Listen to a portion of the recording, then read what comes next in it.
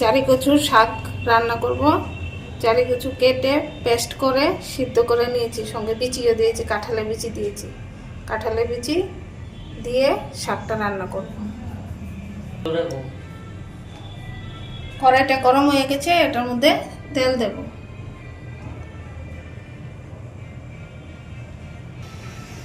তেলটা গরম হয়ে গেছে, এবার শুকনো লঙ্কাগুলি দিয়ে দেব।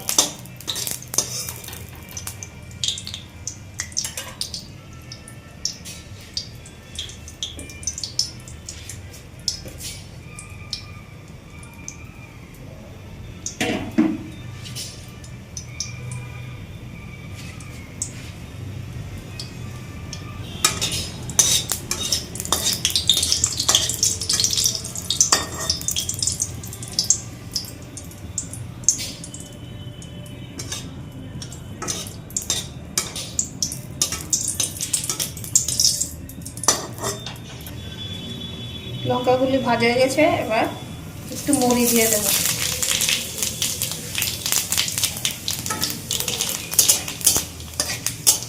মুড়িগুলি ভাজা হয়ে গেছে, এবার কচু শাকটা দিয়ে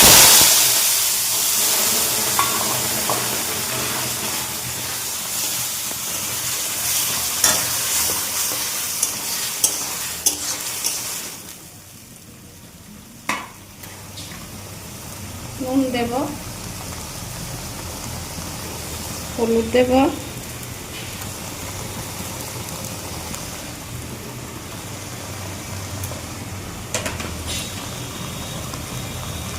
সঙ্গে একটু চিনি দেব, দিয়ে নাড়াচাড়া দেব।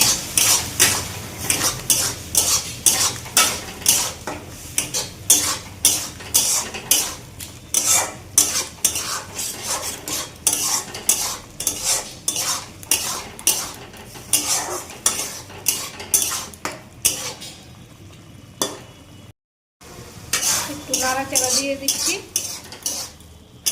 যখন আর একটু টেনে আসবে তারপর নামিয়ে নেব। আর একটু শুকিয়ে যাক, হয়ে গেছে, এবার নামিয়ে দেব।